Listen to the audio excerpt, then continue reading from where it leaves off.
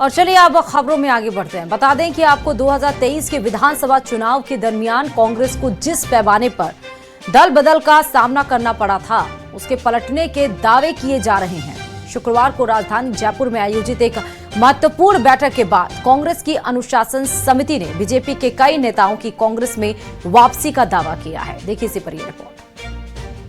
कांग्रेस के दावों से बड़ी सियासी हलचल। बीजेपी के कई नेता छोड़ेंगे पार्टी, जल्द करेंगे घर वापसी। बीजेपी ने दावों को किया दरकिनार। बढ़ता जा रहा है बीजेपी का जनाधार। राजस्थान कांग्रेस की अनुशासन समिति की अहम बैठक ने प्रदेश की सियासत में हलचल तेज कर दी है। बैठक में कांग्रेस से बीजेपी में गए पूर्व मंत्री महेंद्रजीत सिंह मालवीय, कांता भी, खिलाड़ी लाल बैरवा, कैलाश मीणा और गोपाल गुर्जर की कांग्रेस में वापसी पर मंथन किया गया। प्रदेश कांग्रेस कमेटी के वॉर रूम में हुई बैठक की अध्यक्षता अनुशासन समिति के चेयरमैन उदयलाल आंजना ने की। बैठक के बाद आंजना ने यह साफ किया कि अनुशासन समिति अपनी रिपोर्ट प्रदेशाध्यक्ष गोविंद सिंह डोटासरा को सौंपेगी, जिसके बाद आलाकमान स्तर पर अंतिम फैसला किया जाएगा। महेंद्र जी मालवीय सहित 7 आदमियों के संबंध में हमारे पास एजेंडा मिला था। उन सब पे हमने आपस में चर्चा करके उसकी रिपोर्ट बना करके अध्यक्ष जी को हम भेज देंगे कल तक, और निर्णय तो अध्यक्ष महोदय को करना है। बैठक के दौरान कांग्रेस छोड़ बीजेपी का दामन थामने वाले नेताओं के पार्टी छोड़ने के कारणों, उन पर लगे आरोपों और उनकी वापसी से संगठन पर पड़ने वाले प्रभाव को लेकर गहन मंथन किया गया। तो निकाला गया था कि क्या इन्होंने जो आरोप थे उन पर चर्चा हुई कि कोई निर्दलीय चुनाव लड़ा, कोई पार्टी छोड़ के चला गया, तो उसका क्या असर पड़ेगा। दूसरे जिलों से भी रिपोर्ट मंगवा के बाद की वहाँ के जिलाध्यक्षों से जो जिलाध्यक्ष पॉजिटिव बोले उनका अभी हमने उसमें संकेत दे दिया, तो इस हिसाब से निर्णय तो हाईकमान को करना है। करीब 2 घंटे तक चली बैठक में पार्टी से जुड़े कई अहम और संवेदनशील मुद्दों पर चर्चा हुई, लेकिन जिस दावे ने सूबे का सियासी पारा बढ़ा दिया है वो है बीजेपी के कई दिग्गजों की कांग्रेस में वापसी। जी हां, अनुशासन समिति में शामिल नेताओं ने दावा किया है कि बीजेपी के कई नेता भी उनके संपर्क में हैं और जल्द ही हाथ का साथ थाम सकते हैं। अगर आप थोड़े दिनों बाद देखेंगे तो बीजेपी के नेता भी कांग्रेस में शामिल होंगे। तो कई ऐसे आ रहे हैं साहब, हमें भी आपकी पार्टी में शामिल कीजिए, आपकी कमेटी में हमारा प्रस्ताव भी जाना चाहिए, और जो गए थे वो भी आने के लिए प्रयास कर रहे हैं। और बहुत सारे बीजेपी के लोग भी हमारे से संपर्क कर रहे हैं कि भाई आप अनुशासन समिति में हो तो हम अगर आना चाहें तो आप हमें ले सकते हैं। उन नामों पर हमने डिस्कशन किया है कि ये नाम हमारे पास आए हैं, तो वो नामों पर भी डिस्कशन हुआ है। बड़े दिग्गज नाम, बहुत सारे नाम है, आने वाले दिनों में आपके सामने सब नाम आ जाएंगे। कांग्रेस के दावों पर बीजेपी ने कड़ा पलटवार किया। बीजेपी के राष्ट्रीय महामंत्री अरुण सिंह ने कहा कि पार्टी छोड़ने वालों की संख्या 1-2 तक सीमित है और इससे बीजेपी पर कोई फर्क नहीं पड़ता। नहीं, ऐसा कोई जा नहीं रहा। आने वालों की संख्या अधिक है, जाने वाले की संख्या 1-2 चले जाते हैं, तो उसमें कुछ लोगों की महत्वाकांक्षा अधिक होती चले जाते हैं, लेकिन ऐसी कोई बात नहीं है। बात चिंता, पार्टी का ग्राफ बढ़ रहा, बड़ा परिवार है भाजपा का, हर जगह चुनाव हम जीत रहे हैं। कांग्रेस में कोई भविष्य नहीं है, जो कांग्रेस में के लोग हैं वो भी परेशान है। कांग्रेस के दावों पर बीजेपी का पलटवार स्वाभाविक है, लेकिन अगर कांग्रेस के दावे सही हैं, तो 2023 के विधानसभा चुनाव के बाद कांग्रेस के लिए जो संकट का समय था, अब उसके खत्म होने के आसार नजर आ रहे हैं और इसकी पहली झलक शुक्रवार को हुई अनुशासन समिति की बैठक में साफ नजर आई। राजस्थान की सियासत में एक बार फिर सोशल मीडिया अखाड़ा बन गया है। एसआईआर प्रक्रिया को लेकर बीजेपी नेता राजेंद्र राठौर और नेता प्रतिपक्ष टीकाराम जूली आमने सामने हैं। राठौर ने जहां इसे चुनाव आयोग की प्रक्रिया बताते हुए विपक्ष पर भ्रम फैलाने का आरोप लगाया, तो वहीं जूली ने पलटवार करते हुए राज्य सरकार के अधिकारियों पर दबाव और साजिश का दावा बताया है। ट्विटर पर चल रही इस जुबानी जंग ने सियासी तापमान बढ़ा दिया है। सुनिए जरा।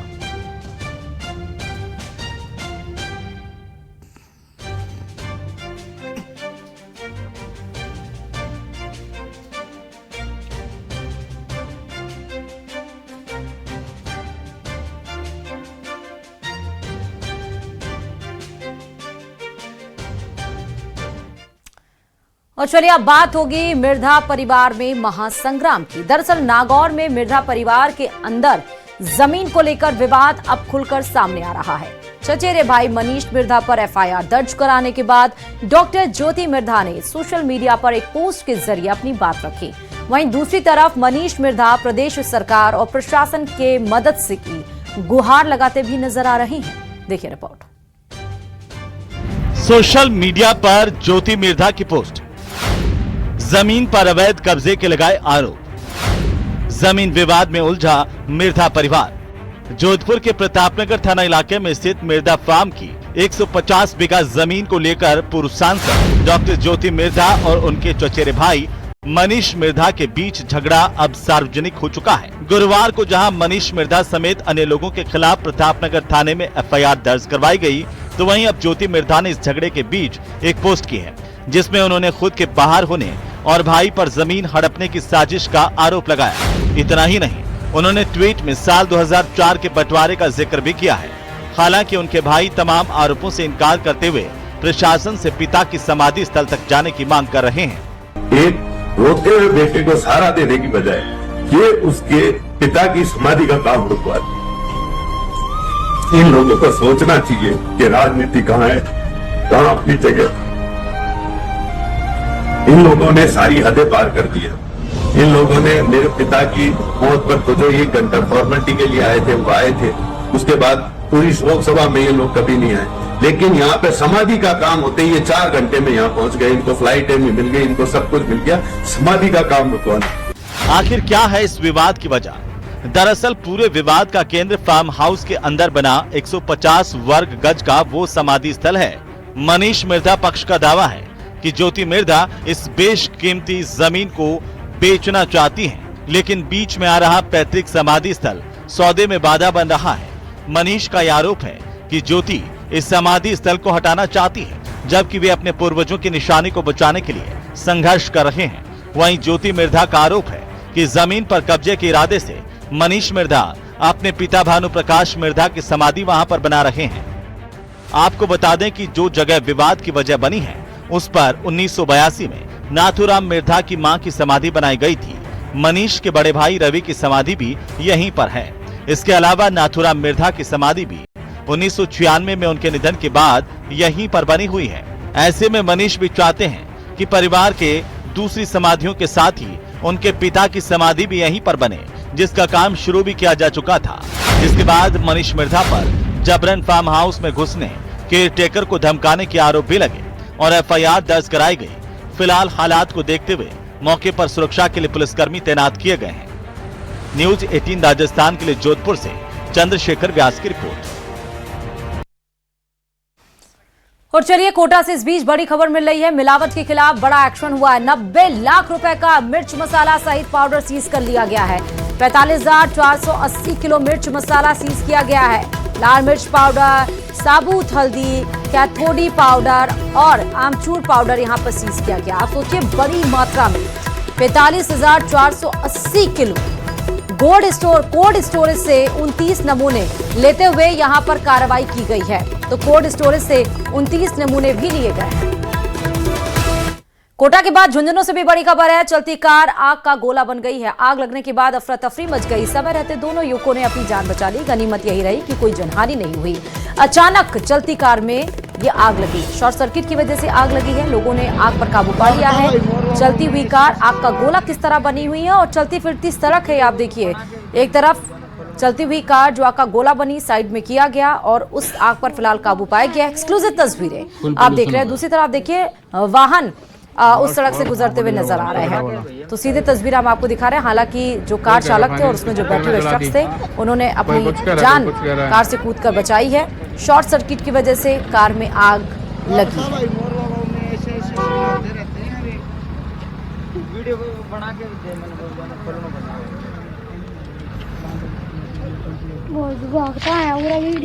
फुल पोल्यूशन हो गया।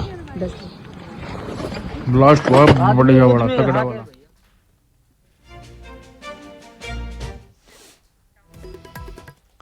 चलिए अब बात होगी जी राम जी पर जारी घमासान की। दरअसल विकसित भारत रोजगार की गारंटी और आजीविका मिशन ग्रामीण को लेकर राजस्थान की सियासत गर्मा गई। कांग्रेस के आंदोलन के जवाब में अब भारतीय जनता पार्टी ने सड़क से सदन और संगठन से सरकार तक एक साथ मोर्चा खोल दिया है। प्रदेश भाजपा मुख्यालय में शुक्रवार को सत्ता और संगठन की संयुक्त कार्यशाला हुई, जिसमें कांग्रेस के आरोपों का जवाब देने और गांव ठाड़ी तक अभियान चलाने की रणनीति तय की गई है। देखिए इसी पर रिपोर्ट।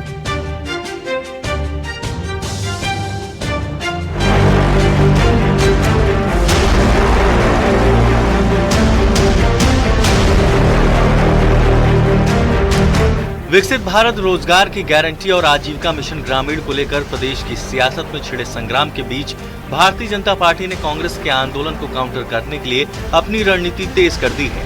पार्टी अब सड़क से लेकर सदन और संगठन से लेकर सरकार तक एक साथ मोर्चा खोलने की तैयारी में है।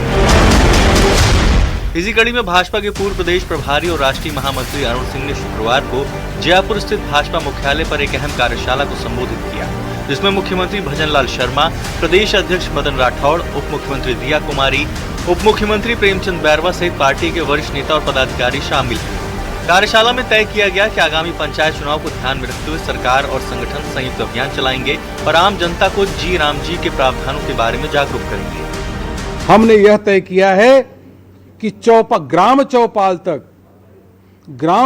तक भारतीय जनता पार्टी के कार्यकर्ता जाएंगे और लोगों के साथ बैठेंगे, कृषि श्रमिक के साथ बैठेंगे और उनसे बात करेंगे और उनको समझाएंगे और मोदी जी का अभिनंदन का प्रस्ताव पारित होगा। बीजेपी का कहना है कि जी राम जी 2047 के विकसित भारत के लक्ष्य को साकार करने की दिशा में अहम कदम है और इस योजना के तहत मनरेगा की कमियों को दूर किया गया है। काम के दिनों को 100 से बढ़ाकर 125 किया गया है और लगभग 1,51,000 करोड़ रुपए के प्रस्तावित बजट का प्रावधान है।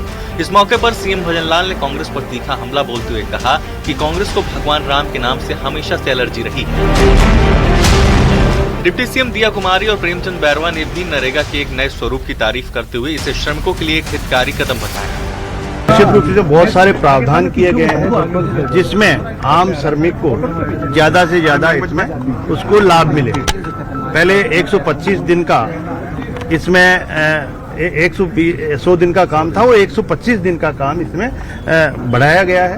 125 डेज भी बढ़ाए हैं। इसके अलावा भी बहुत सारे ऐसे काम इसमें शामिल हैं जो काम पहले नहीं थे और अब इसको पूरी तरह से ट्रांसपेरेंट भी बनाया है, जिससे कि सचमुच में जो मजदूर काम करता है उसको पैसा मिले और सही काम के लिए सही मजदूर को, सही व्यक्ति को पैसा मिले, टाइमली मिले, उसके लिए भी इसमें प्रावधान किया गया है।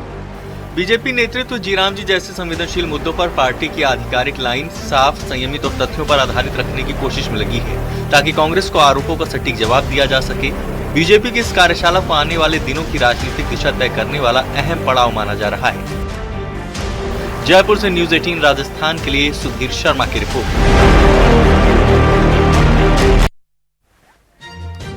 फसल बीमा क्लेम देने सहित किसानों की अन्य मांगों को लेकर अखिल भारतीय किसान सभा 19 जनवरी को हनुमानगढ़ के जिला कलेक्ट्रेट पर विशाल प्रदर्शन करेगी और इस संबंध में आयोजित पीसी में किसान नेता मंगेज चौधरी ने बताया कि 2024 का फसल बीमा क्लेम अभी बकाया है। किसानों को पर्याप्त सिंचाई पानी भी उपलब्ध नहीं हो रहा और इसके अलावा किसानों की अन्य कई समस्याएं भी हैं, जिसको लेकर 19 जनवरी को जिला कलेक्ट्रेट पर विशाल प्रदर्शन होगा और जिसके बाद उपखंड स्तर पर भी प्रदर्शन किए जाएंगे। नहरों में पूरे पानी का सवाल है, भाव का सवाल है, नकली पिछले 2 साल के अंदर हनुमानगढ़ जिले की जो हालात है वो लगातार बद से बदतर होती जा रही। पिछले 2 साल के दौरान फसल बीमा क्लेम के अंदर जो जिला पूरे राजस्थान में सिरमौर था, आज उस जिले की हालात ये कि पिछले 2 साल के अंदर लोगों के खातों में डूबी नहीं है बीमे। सिर्फ 2024 रबी और 2024 खरीफ का मात्र 200 करोड़ रुपए फसल बीमा क्लेम डालने का कहा, जो कि ऊंट के मुंह में जीरे के समान है। उसमें भी आधा डाल दिया और आधा अभी तक के किसानों के खातों में पहुंचा नहीं है। चलिए बुलेटिन में आगे बात करेंगे अलवर से आई खबर की, जहां जिला परिषद की आज साधारण सभा की बैठक हुई। बैठक से पहले वार्ड 21 के कांग्रेस पार्षद जगदीश जाटव ने अनोखे तरीके से मनरेगा का विरोध दर्ज कराया। वे मनरेगा बचाव की थीम पर कंधे पर फावड़ा और सिर पर परात लेकर जिला परिषद परिसर पहुंचे और उसके बाद वे साधारण सभा की बैठक में भी फावड़ा और परात साथ लेकर बैठ गए। बता दें कि साधारण सभा की बैठक 9 जनवरी को आयोजित होनी थी, लेकिन कोरम के अभाव में स्थगित कर दी गई है और उसके बाद 19 जनवरी नई तारीख तय की गई है।